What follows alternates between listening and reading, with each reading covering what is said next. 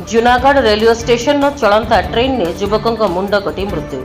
कलाहांडी जिला जूनागढ़ स्टेशन ने आज एक अभावन घटना घटी। सूचना अनुसार आज संध्या 5:30 समय Junagarh railway station rail line ठारे जूनागढ़ भुवनेश्वर ट्रेन ने एक युवकों मुंड कटी मृत्यु होइतिबार देखा जायछि।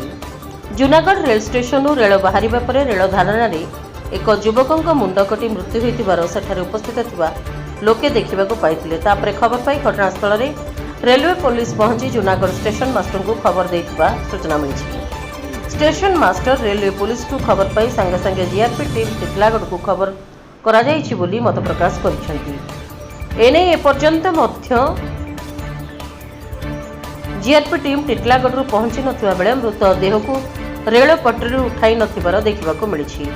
खबर प्रकाश जे मृत व्यक्तिर परिचय जाय जणा पड़ी नै। एने स्टेशन मास्टर को पचारिबारु जीआरपी टीम टिटलागढ़ आसला परे युवकर मृतदेह उठा जाय शव व्यवच्छेद कराजिबो एवं तदंत कराजिबो बोली मत प्रकाश करथिले।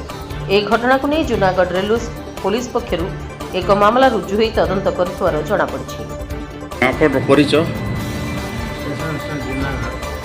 स्टेशन मास्टर सर इटा दुर्घटना केते बजे हला या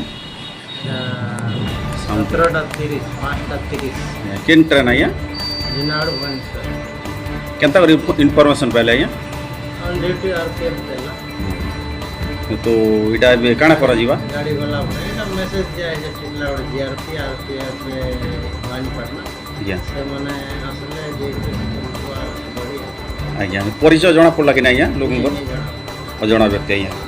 ठीक है।